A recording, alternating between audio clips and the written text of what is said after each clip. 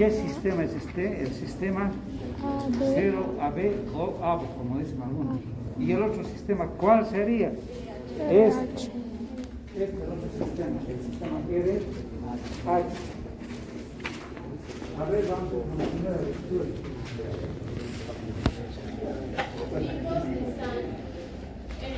Existen 6 tipos de antígenos RH, C, D, E, C, D y E. La presencia del antígeno D determina el tipo de RH positivo por tener el mayor poder antigénico de todos. ¿Cuántos sistemas en el sistema RH? ¿Cuántos tipos de antígenos había existido? 6. De estos 6, ¿cuál es el antigénico que tiene mayor poder antigénico? Si el eritrocito tiene el antígeno C, ¿será RH positivo? No. Si el eritrocito tiene el antígeno D, ¿será RH positivo? Sí, pero tiene que ser mayúsculo. No minúsculo. Pero la D mayúscula le da el título de que es alfa positivo. Antígeno D mayúsculo. ¿No? Muy bien. ¿Y por qué se llama RH? Factor RH. ¿Y por qué no es factor T positivo? ¿Cuál es el motivo? ¿Por qué es RH? A ver, histología. Seguro que hay histología. ¿Por qué? A ver. Exactamente. Se descubrió este tipo de antígeno en la sangre, en el eritrocito de los monos restos, ¿no? RH, restos. De ahí le pusieron RH. ¿Cuál es más frecuente? ¿El positivo o el negativo del RH? ¿Cuántos positivos? 85%. En Estados Unidos, nuestro libro de es americano. En nuestro medio, sobre Bolivia, yo creo que es más. Debemos ser positivos un 90%. Seguro que sí. RH negativos son pocos. ¿Quién es RH negativo? A ver, levanten la mano, a ver, por si acaso, RH negativos, ¿quiénes son? Nadie, no es 100% tienen RH positivos. No hay RH negativo de nadie. Es un problema este grupo porque cuando hay hemorragias no encuentran sangre. Tienen que buscar, ¿no? En el sistema cero, a ver, ¿cuál es el más frecuente? El cero, igual, ¿no? En Estados Unidos no es tan alto el porcentaje, pero en nuestro medio el cero es 90%, mucho más todavía, ¿no? Bien. Hay una diferencia entre el sistema 0AB y el sistema RH. ¿Cuál será la diferencia? A ver, por su imaginación, ¿cuál sería? Hay una diferencia entre el sistema RHO o 0 y el sistema RH. A ver, ¿cuál sería? Para aclarar la duda, lea usted. ¿Cuál sería? La principal diferencia entre el sistema 0AB y el sistema RH es la siguiente. En el sistema 0AB, las aglutininas plasmáticas responden de forma espontánea. En el sistema RH deben sensibilizarse paulatinamente antes de la reacción. Ejemplo, eritroblastosis fetal. ¿Cuál es la diferencia? Ahí está, dice bien claro. ¿Cuál es la diferencia? En el sistema 0AB, la reacción antígeno-anticuerpo es inmediata. Es decir, si le damos sangre del grupo A, ¿qué apellidas? Pacheco. Al grupo B, ¿qué apellidas? Pacheco a Choque. A al B. ¿Está bien esa transfusión? No. Son grupos diferentes. Por lo tanto, ha de haber reacción antígeno-anticuerpo. Ha de haber una reacción entre grupos de sangre de manera inmediata, al momento, ¿no? Yo alguna vez he visto en el hospital a la enfermera decirle al doctor, la paciente está temblando, está con fiebre alta, está mal, estaba con transfusión de sangre. Por error, por equivocación, le dieron grupo sanguíneo a otro paciente, se equivocaron, ¿no? Entonces, miren, es al momento, rápido la reacción. En cambio, si yo le doy sangre del RH, ¿qué hace ya? Quita del RH negativo al ¿qué hace? Positivo, ¿cómo va a ser la reacción? ¿Inmediata? No, imposible, no es inmediata esa reacción. Ejemplo dice la eritroblastosis fetal. ¿Han escuchado alguna vez esta enfermedad, que es la eritroblastosis fetal? Sí, ¿en qué consiste?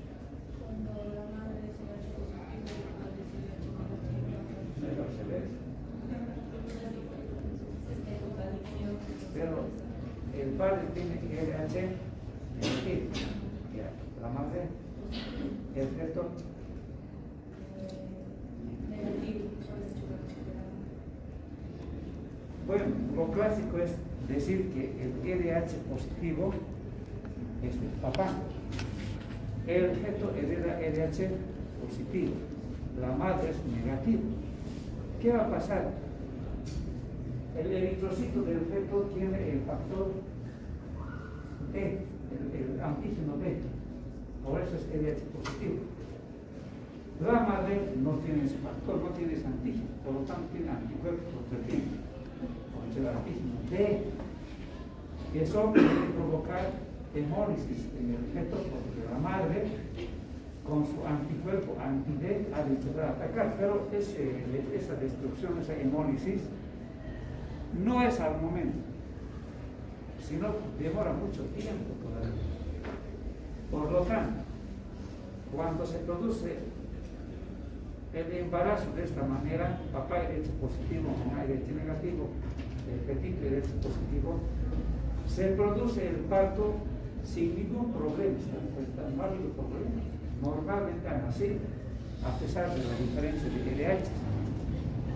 Ya en el tercer embarazo se produce el eritroblastosis fetal, es decir, se sensibiliza poco a poco. Esa es la diferencia, como dice ahí.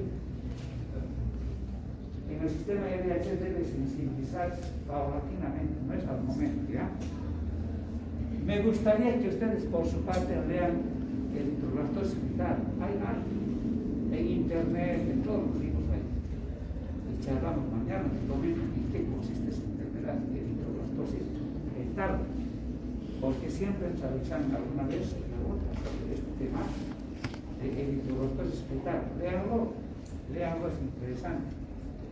Es una patología por incompatibilidad de grupos sanguíneos, ¿no? Ahí, ¿alguna pregunta hasta aquí?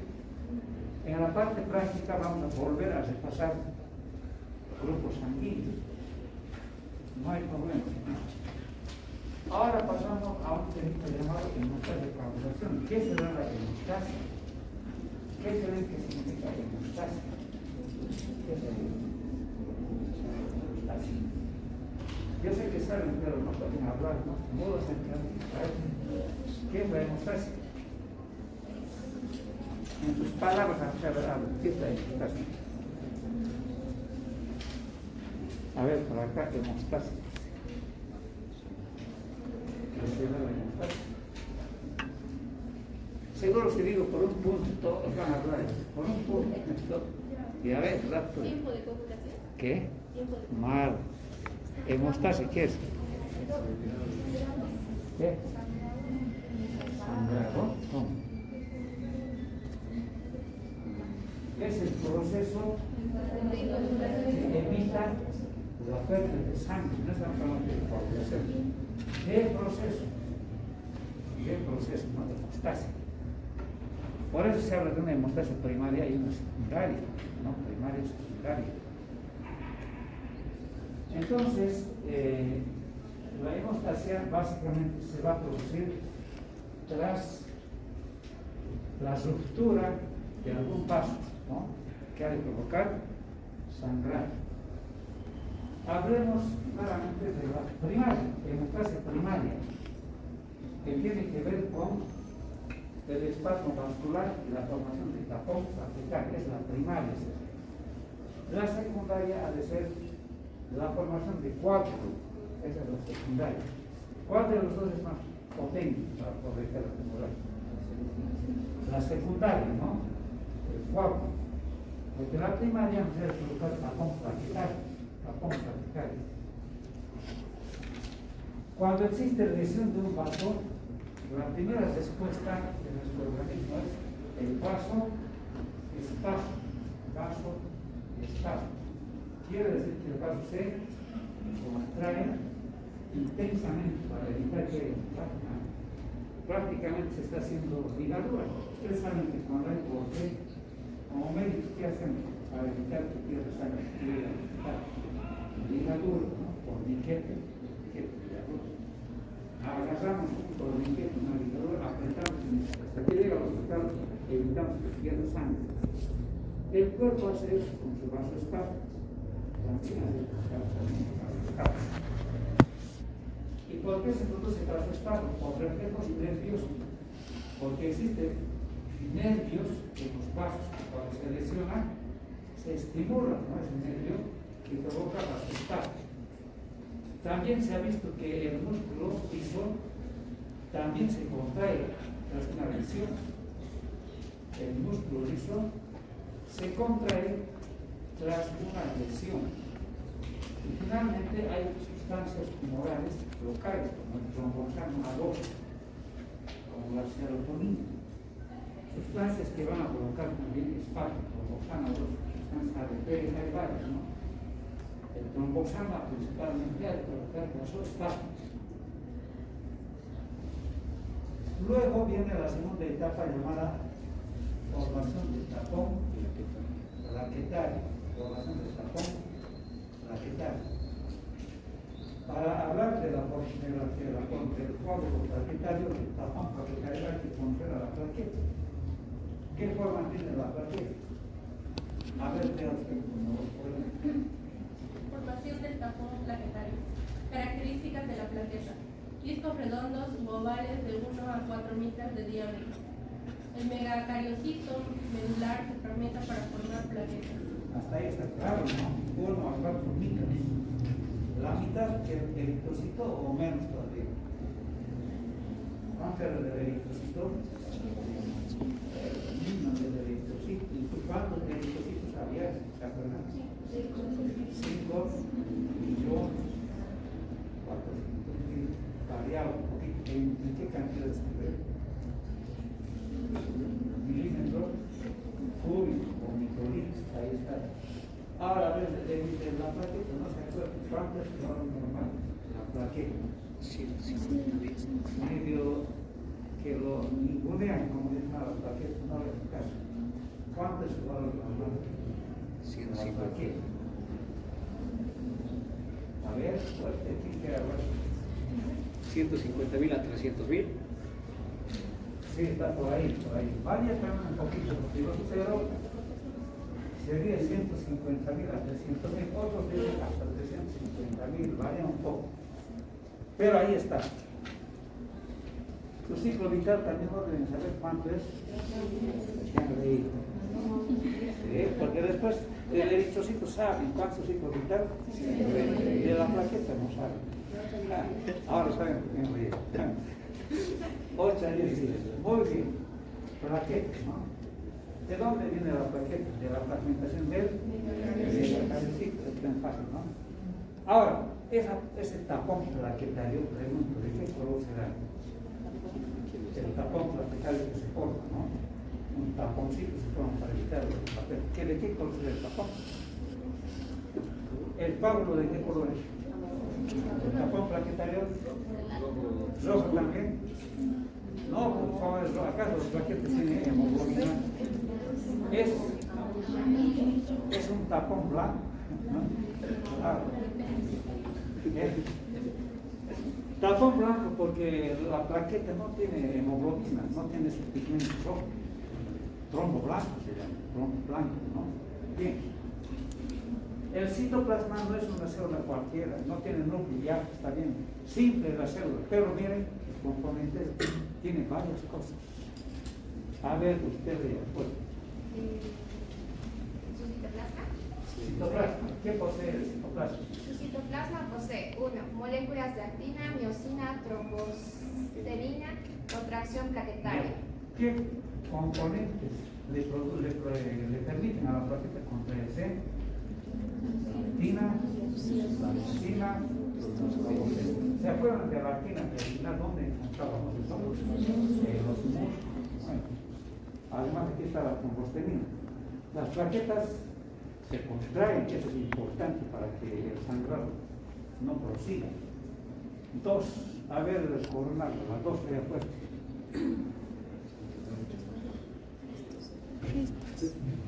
Coronado. Ah, ya. Restos de ¿Restos de qué es? Retículo endoplasmático.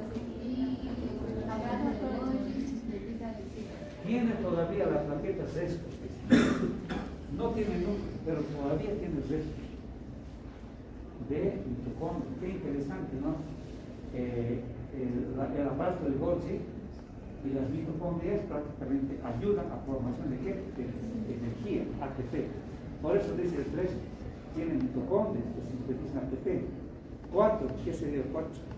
Enzimas que sintetizan prostaglandinas. 5. una proteína llamada factor estabilizador de la fibrina. 6. Factor de crecimiento. Tiene muchos factores, miren la plaqueta. Interesante. Hablando del espasmo vascular, el espasmo vascular es más potente mientras más grave es la lesión. Si la lesión es leve, ¿cómo ha de ser el espasmo? Leve. Eso es importante considerar. Yo me acuerdo de una ocasión, en el hospital Santa Bárbara llegó un paciente politraumatizado. Era un joven que estaba como acoso en la calle y un auto al descuido le pasó por la pierna. Imagínense el grave.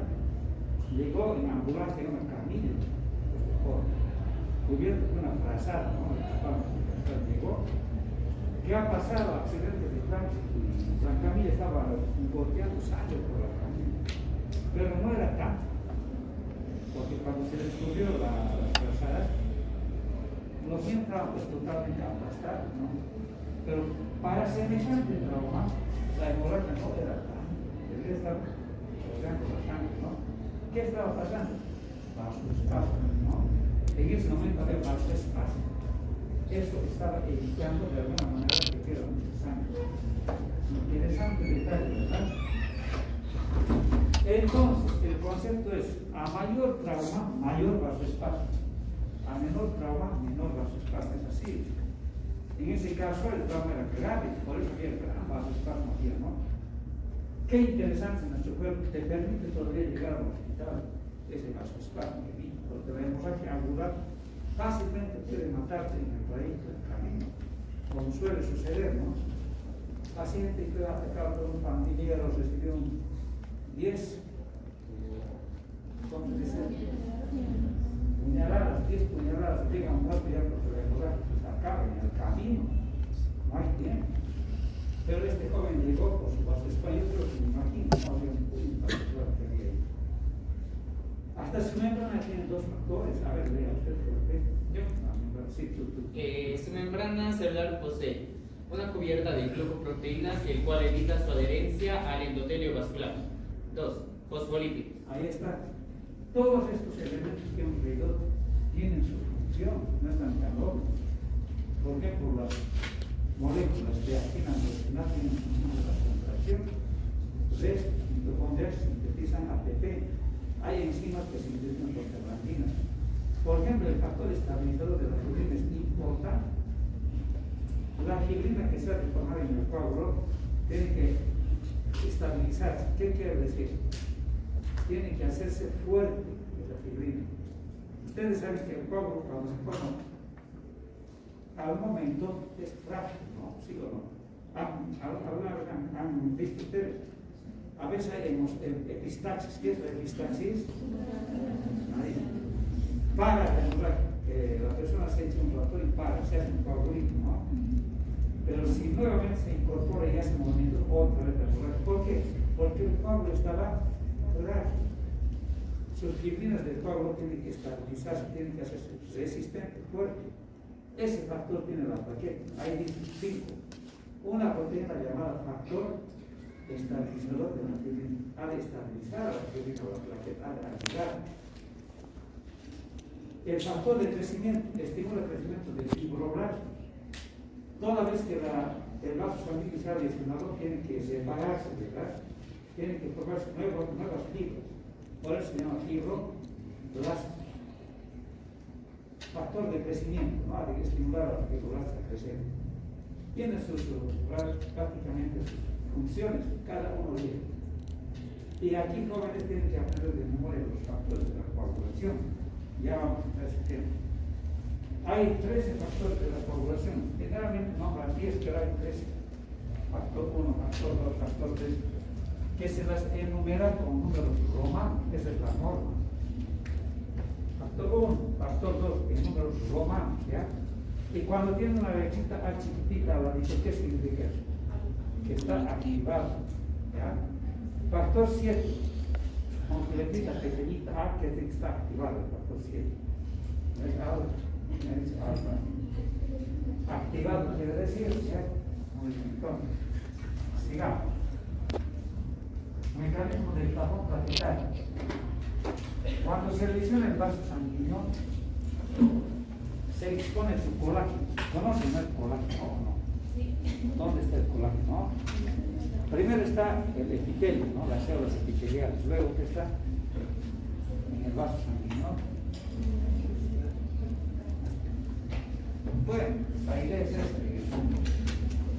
Excepto que cuando hay lesión se expone colágeno. Y este colágeno, cuando hace contacto,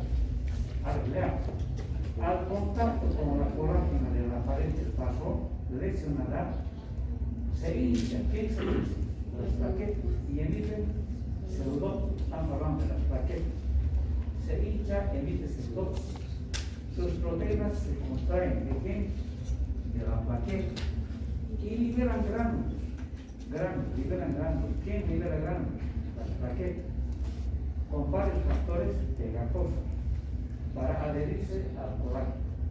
Vean ustedes, la plaqueta se pega a la plaqueta, ¿no? Luego se activa la plaqueta. Al activarse libera los gránulos, se liberan estos factores pegajosos para adherirse al colágeno y a la proteína llamada factor de von Willebrand.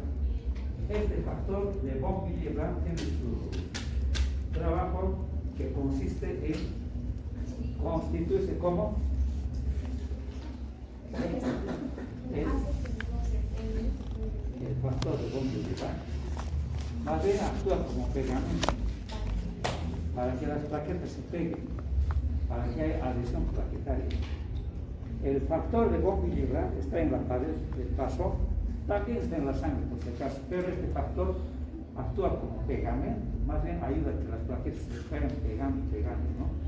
Ahí dice, para adherirse, dice, ¿no? ¿A dónde? Al colágeno y a la proteína, factor de von Willebrand se pega, que en el plasma también existe.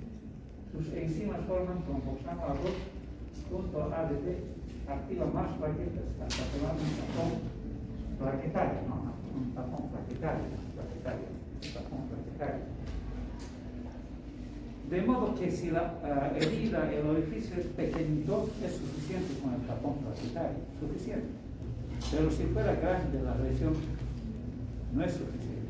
Necesariamente tiene que haber coagulación. En el tapón plaquetario, indudablemente, importante es la presencia de las plaquetas.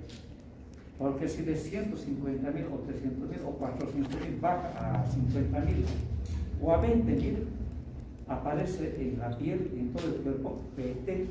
No se han escuchado los petequias. No, ¿sabes qué es una petequia? Las petequias son lesiones rojitas en la piel del tamaño de la cabeza de un alfiler. Aparecen unos puntitos rojos. ¿Qué significa esos puntitos rojos?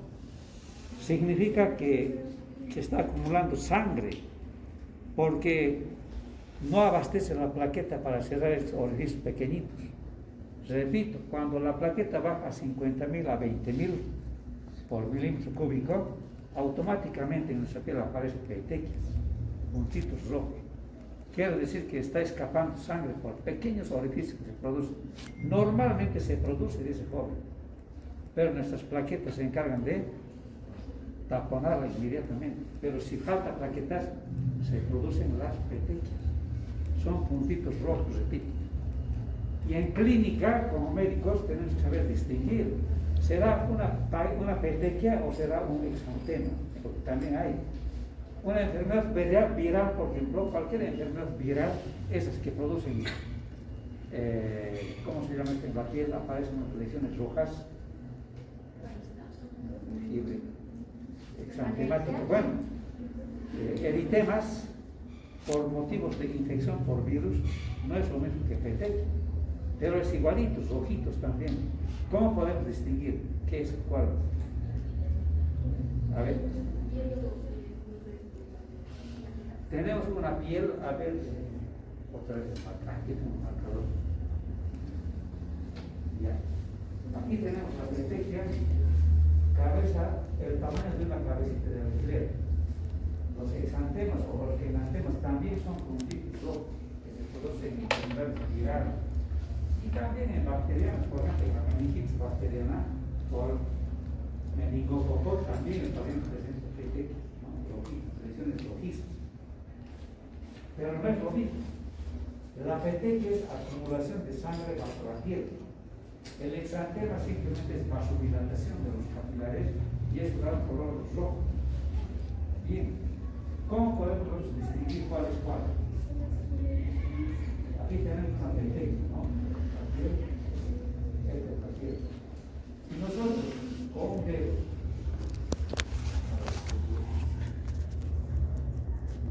con el dedo nosotros apretamos a la petequia fuerte y soltamos. ¿Cómo va a estar la petequia? ¿De qué color va a estar? Si apretamos fuerte y soltamos, va a mantenerse rojo, va a mantenerse la petequia, su tamaño. ¿Por qué? Porque aquí hay acumulación de sangre. Por mucho más que yo apreté y suelte, sigue la sangre ahí en el sector, se mantiene la petequia. Si es exantema, como el motivo es la vasodilatación, cuando apretamos, ¿qué pasa? La sangre en el vasito, ¿qué pasa si apretamos? Se vacía, estamos apretando, ¿no? Y al soltar el dedo, ¿de qué color va a estar? ¿Qué? No puede estar, se hace pálido, desaparece lo que es rojo, desaparece. Porque aquí está el vasito lleno de sangre, ¿verdad? Si apretamos, aplastamos este vasito, la sangre se disipa a un lado y al otro lado, y al soltar el dedo pálido, esto queda pálido, porque vemos esto de la sangre se vacía del vasito sanguíneo. En cambio, si hay sangre en la petequia, aunque apretemos, la sangre va a seguir en el tejido. Ya, en concreto, no hemos hecho un problema ahí. Cuando es petequia, yo aprieto, suelto, no desaparece. Petequia. Cuando es exantema, aprieto, desaparece ese exantema. Ya, así de sencillo. Clínicamente podemos observar eso. Si nuestro paciente está con petequia, está con exantema. Aparte del interrogatorio, ¿no? Se supone que en una enfermedad viral va a estar con fiebre, con todo, ¿no? Bien.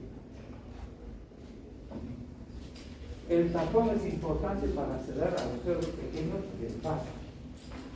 Ya les dije, dice que permanentemente están formando pequeños orificios del paso. Pero no se siente nada porque hay plaquetas, ¿no? Estamos con esas plaquetas normales. Pero si falta, se forma en cualquier parte, no solo en la piel, puede ser en el cerebro, donde sea.